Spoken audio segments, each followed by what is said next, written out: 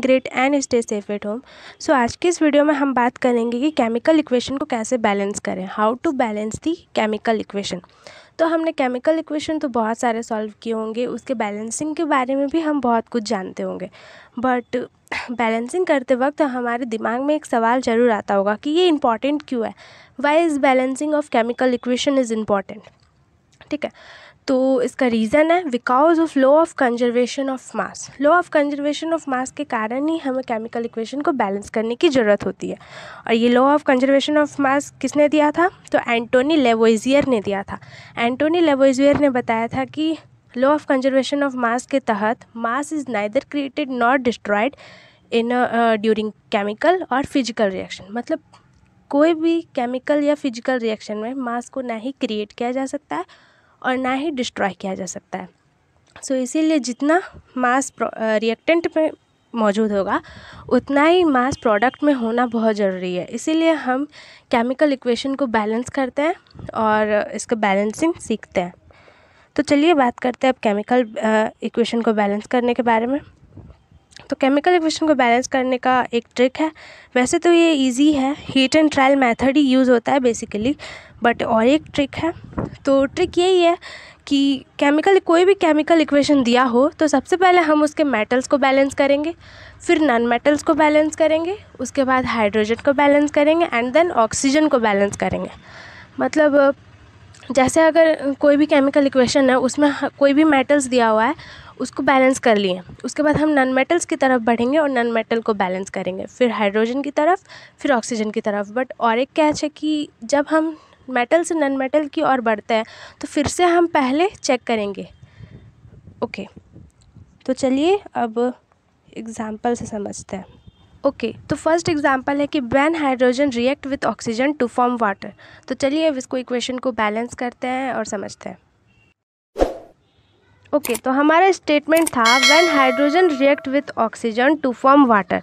तो इसका इक्वेशन हो जाएगा H2 + O2 two gives H2O।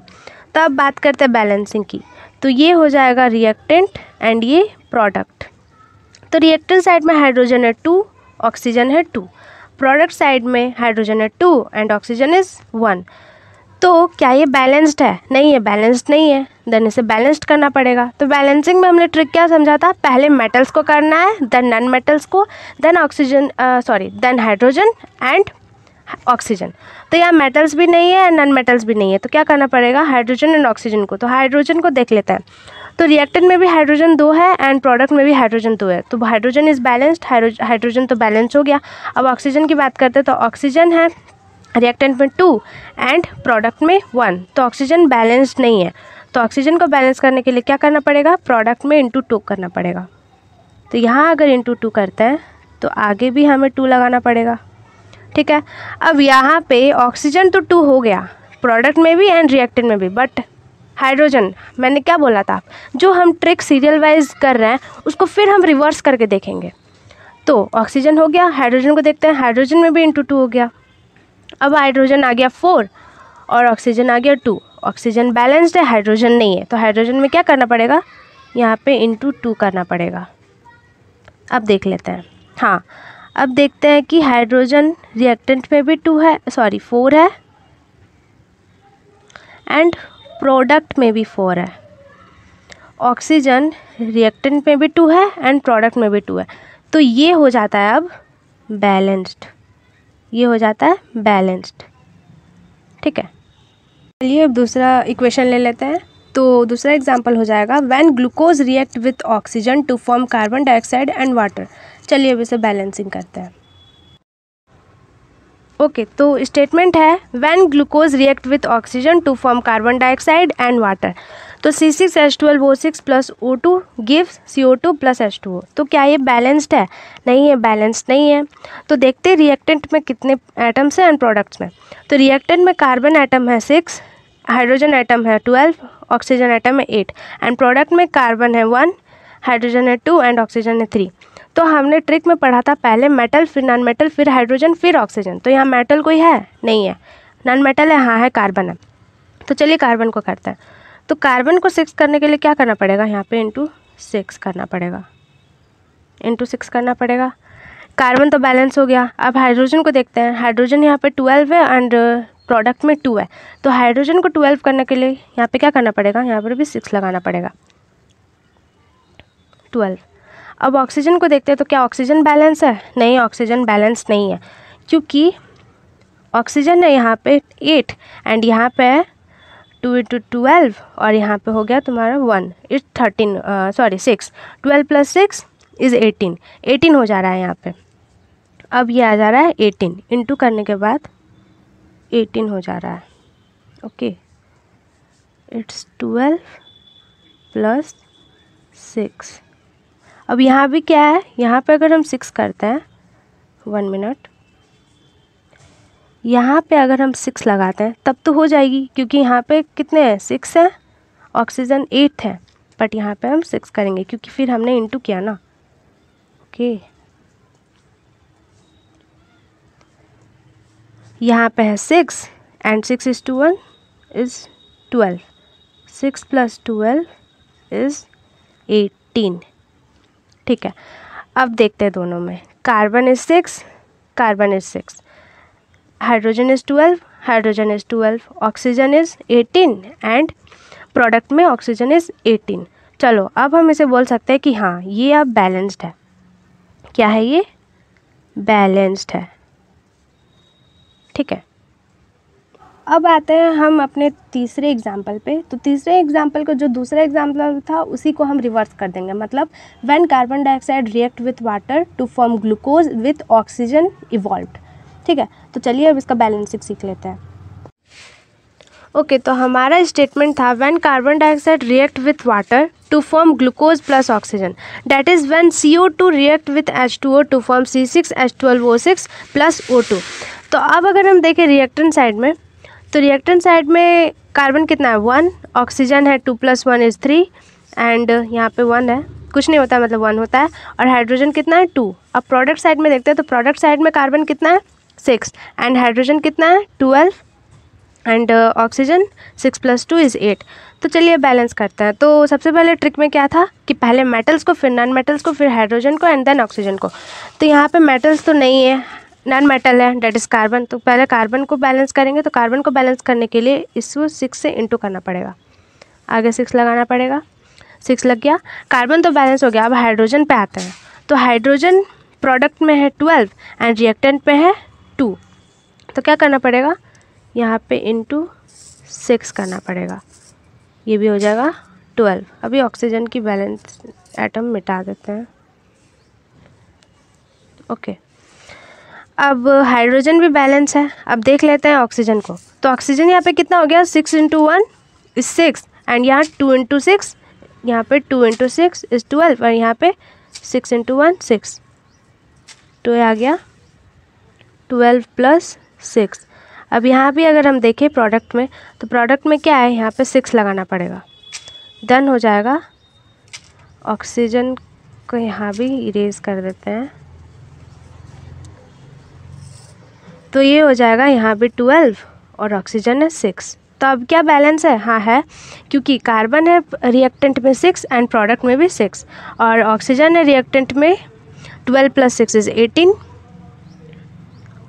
And product में भी है 18, और हाइड्रोजन है रिएक्टेंट में 12 एंड प्रोडक्ट में भी 12। तो अब ये हो जाएगा ये बैलेंस्ड।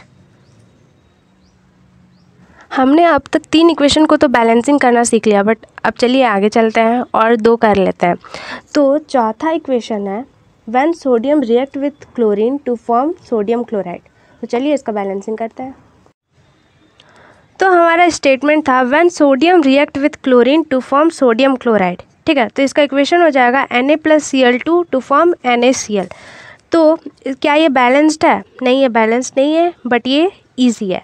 ठीक है, चलिए देखते हैं। तो रिएक्टेंट में सोडियम कितना है, 1 है एंड प्रोडक्ट में सोडियम कितना है, 1 है। ठीक है, तो सोडियम तो पहले ही बैलेंस हो गया, इसका झंझट ही खत्म हो गया। अब क्लोरीन को देखते हैं। रिएक्टेंट में क्लोरीन कितना है, 2 है एंड प्रोडक्ट में क्लोरीन कितना है, 1 है। तो क्लोरीन को करना है। ठीक है, तो हमने क्या पढ़ा था ट्रिक में, मेटल, नॉन मेटल, फिर hydrogen and oxygen. Hydrogen oxygen तो है नहीं, मेटल्स तो एक मेटल पहले ही सॉरी मेटल तो पहले ही बैलेंस है, अपना मेटल जैसे क्लोरीन को बैलेंस करता है। तो यहाँ पे 2 है, तो यहाँ क्या करना पड़ेगा इंटू 2, तो आगे लिखना पड़ेगा 2। अब यहाँ पे क्लोरीन बैलेंस्ड है और सोडियम, अब यहाँ पे 2 आया तो यहाँ पे 1 था, तो सोडियम भी हो जाएगा 2। तो यहाँ सोडियम 2 है, क्लोरीन 2 है, ठीक है। क्लोरीन तो यहाँ बैलेंस्ड हो गया, बट सोडियम क्या बैलेंस है? नहीं, सोडियम बैलेंस नहीं है। तो सोडियम को बैलेंस करने के लिए रिएक्टेंट में भी 2 इंटू करना पड़ेगा, ठीक है। तो क्या आ गया, सोडियम 2 रिएक्टेंट में एंड प्रोडक्ट में भी 2, क्लोरीन 2 रिएक्टेंट में प्रोडक्ट में भी 2। तो अब ये हो जाएगा बैलेंस्ड, ठीक है। अब ये बैलेंस्ड है। ओके, तो अब आते हैं हम अपने लास्ट इक्वेशन पे। तो इक्वेशन हो जाएगी, स्टेटमेंट है when zinc react with sodium hydroxide to form sodium zincate with hydrogen gas evolved. तो चलिए अब इसे बैलेंस करते हैं। ओके, तो हमारा स्टेटमेंट क्या था, when zinc react with sodium hydroxide to form sodium zincate plus hydrogen. तो इसका इक्वेशन क्या हो जाएगा, Zn plus NaOH, zinc plus sodium hydroxide to form Na2ZNO2 sodium zincate plus hydrogen gas, that is H2। तो अब अगर हम देखें क्या ये बैलेंस है? नहीं, ये बैलेंस नहीं है, बिकॉज रिएक्टेंट साइड में अगर हम देखें तो जिंक कितना है 1 है एंड सोडियम कितना है 1 है, हाइड्रोजन कितना है 1 है एंड ऑक्सीजन भी 1 है। अब प्रोडक्ट में देखें तो सोडियम कितना है 2 है, जिंक है 1, ऑक्सीजन है 2 एंड हाइड्रोजन भी 2, ठीक है। तो ये बैलेंस तो नहीं है। अब बैलेंस करने के लिए क्या करना पड़ेगा, पहले मेटल फिर नॉन मेटल फिर हाइड्रोजन फिर ऑक्सीजन। तो मेटल यहाँ पे हो गया सोडियम, सोडियम बैलेंस है, नहीं है। जिंक भी मेटल है, जिंक बैलेंस है, हाँ है। तो सोडियम अगर बैलेंस नहीं है तो यहाँ करना पड़ेगा इंटू 2, तो आगे आ जाएगा 2। अब सोडियम अगर इंटू हो गया 2 से, देन ऑक्सीजन भी होगा और हाइड्रोजन भी होगा, क्योंकि दोनों के नीचे में 1 है। तो 2 इंटू 1 इज़ 2, ऑक्सीजन भी हो जाएगा 2 एंड हाइड्रोजन भी हो जाएगा 2। तो अब देखते हैं, तो रिएक्टेंट में जिंक 1, जिंक एटम 1 है, प्रोडक्ट में भी 1 है। रिएक्टेंट में सोडियम 2, प्रोडक्ट में भी 2 है एंड रिएक्टेंट में हाइड्रोजन 2 एंड प्रोडक्ट में भी 2 है, ऑक्सीजन भी 2 है रिएक्टेंट में एंड प्रोडक्ट में भी 2 है। तो अब क्या हो जाएगा, ये अब बैलेंस्ड है। तो अब तक तो हमने बैलेंसिंग का सारा कॉन्सेप्ट देख लिया, प्रैक्टिस भी कर ली और उसके रीज़न भी समझ गए। तो अब आते हैं हम क्वेश्चंस पे, ठीक है। कुछ क्वेश्चन है जिसको आपको जवाब देना है। तो चलिए चलते हैं फर्स्ट क्वेश्चन पे। तो फर्स्ट क्वेश्चन है why it is necessary to balance the chemical equation, ठीक है। ये वीडियो के पहले में ही मैंने बताया। तो ऑप्शन है, ऑप्शन ए है because of law of conservation of momentum, option B because of law of conservation of energy, option C because of law of conservation of mass and option D is both A and C. तो क्या होगा answer, बताइए।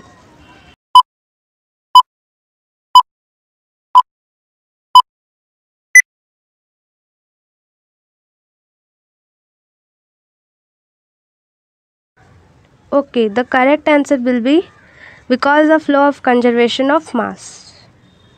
और next question है which of the following correctly balances this equation. मतलब इस equation को कौन से ऐसे है चारों ऑप्शन में से जो करेक्टली इसे बैलेंस कर रहा है। H2 plus Cl2 gives HCl। तो ऑप्शन ए है 2H2 plus Cl2 gives 4HCl। Option B है ऑप्शन बी है H2 plus Cl2 2HCl। Option C है 3H2 plus 3Cl2 gives HCl and the last option is H plus Cl is HCl. So what's the correct answer?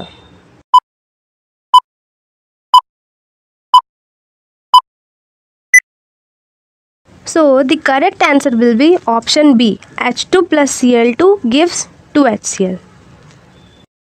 Okay, अब third question है the chemicals that are created in a chemical reaction is option A is products, option B is reactants, option C is both A and B and option D is neither A nor B.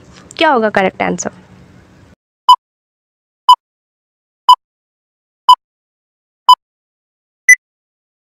So the correct answer is option A products. क्योंकि कोई भी chemical equation को अगर हम कोई भी chemical reaction करते हैं तो दो रिएक्टेंट मिलके एक प्रोडक्ट को फॉर्म करते हैं, ठीक है। एक रिएक्शन को फॉर्म नहीं करते हैं, ठीक है, प्रोडक्ट को फॉर्म करते हैं। तो द करेक्ट आंसर जो है वो होगा ऑप्शन ए प्रोडक्ट्स।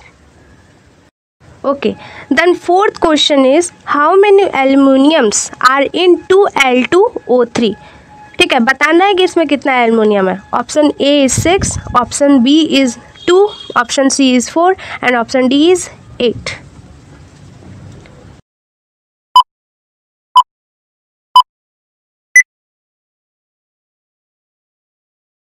ओके, तो अब इसका करेक्ट आंसर होगा ऑप्शन सी 4, क्योंकि अगर हम इस इक्वेशन में देखें तो क्या है 2L2 यानी कि नीचे 2 और एल्युमिनियम के आगे लगा है 2, तो 2 × 2 इज़ व्हाट 4, तो option C is correct 4।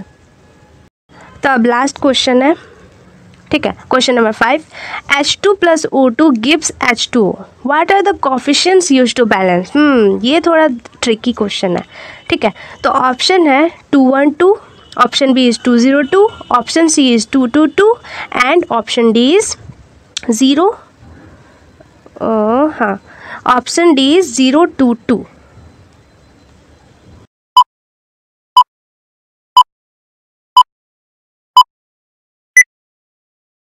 So the correct answer is option A 212। आप इसे बैलेंस करेंगे तो पता चल जाएगा कि 212 कैसे आया। ठीक है, तो यहाँ क्वेश्चन का सिलसिला खत्म होता है। अब एक होमवर्क क्वेश्चन है, वो आप घर पे ट्राई कीजिएगा। बैलेंस दिस केमिकल इक्वेशन, इस इक्वेशन को बैलेंस करना है। अब इक्वेशन क्या है? इक्वेशन है gallium bromine GaBr3 plus sodium carbonate Na2CO3 two gives sodium bromine NaBr plus gallium carbonate Ga2CO3 का होल थ्राइस। आप इसे घर पे बैलेंस करने का ट्राई कीजिएगा, बन जाएगा। जो जो ट्रिक मैंने बताया उसे बस फॉलो करना है एंड थोड़ा हीट एंड ट्रायल मेथड का यूज़ करना है, ये बैलेंसिंग हो जाएगा। तो ठीक है, बस यही था बैलेंसिंग के बारे में। अगली वीडियो में मिलते हैं, तब तक के लिए बाय बाय, टेक केयर।